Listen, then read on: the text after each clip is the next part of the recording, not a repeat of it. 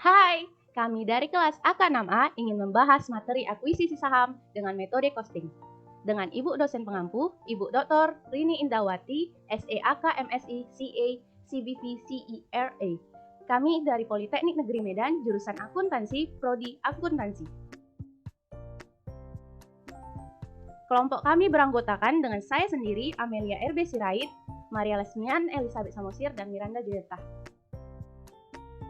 Nah, yang pertama kita akan bahas pengertian akuisisi saham. Akuisisi saham adalah pemindahan kepemilikan sebagian atau keseluruhan saham suatu perusahaan lain dengan tetap menjalankan operasionalnya masing-masing. Perusahaan yang mengakuisisi saham memperlakukan hak kepemilikan yang diperolehnya sebagai investasi. Kelebihan akuisisi saham ada 2 poin. Yang pertama adalah akuisisi saham tidak memerlukan rapat pemegang saham dan suara pemegang saham, sehingga jika pemegang saham tidak menyukai tawaran bidding firm, mereka tidak dapat menahan sahamnya dan tidak menjual ke pihak bidding firm. Yang kedua, dalam akuisisi saham, perusahaan yang membeli dapat berurusan langsung dengan pemegang saham perusahaan yang dibeli dengan melakukan tender offer sehingga tidak diperlukan persetujuan manajemen perusahaan. Kemudian kita akan bahas kelemahan akuisisi saham. Ada 2 poin juga. Yang pertama, jika cukup banyak pemegang saham minoritas yang tidak menyetujui pengambil alihan tersebut, maka akuisisi akan batal. Yang kedua, apabila perusahaan mengambil alih, seluruh saham dibeli akan terjadi merger. Selanjutnya, saya Maria Samosir akan membahas mengenai metode akuisisi saham. Metode akuisisi saham ada 2, yaitu sebagai berikut.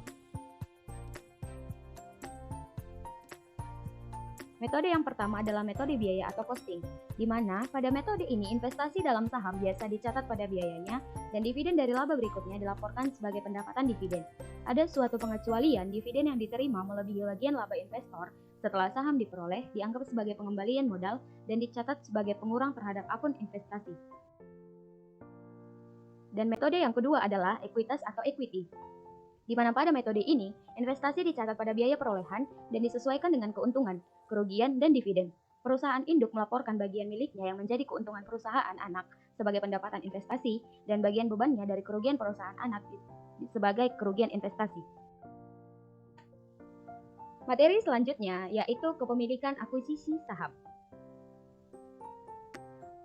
di mana apabila kepemilikan saham kurang dari 20%, akan memiliki pengaruh yang tidak signifikan dan dicatat dengan menggunakan metode biaya. Dan apabila kepemilikan saham lebih dari 20%, akan berpengaruh signifikan dan dicatat dengan menggunakan metode ekuitas. Adapun catatan yang harus diperhatikan adalah persentase kepemilikan saham mayoritas belum tentu menjadi patokan dalam pengendaliannya. Baiklah, saya Miranda Julieta akan melanjutkan materi selanjutnya yaitu contoh perusahaan akuisisi saham. Facebook dan WhatsApp merupakan aplikasi sosial media dengan jumlah pengguna yang tinggi dan tersebar di seluruh penjuru dunia.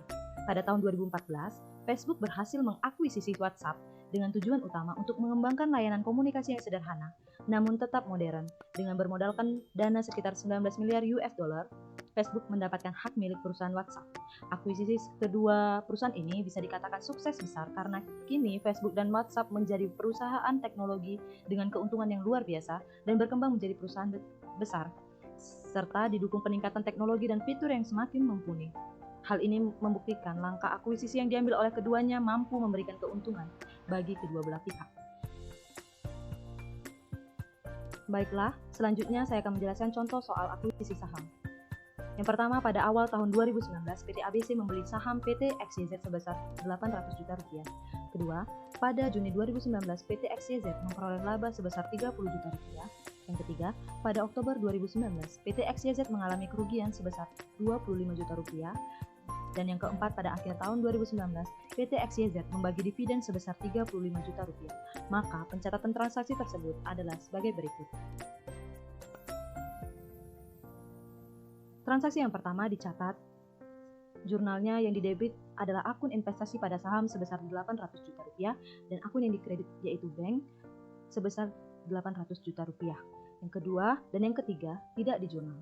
Namun yang keempat dicatat sebagai bank didebit sebesar 35 juta rupiah dan yang dikredit adalah pendapatan dividen sebesar 35 juta rupiah.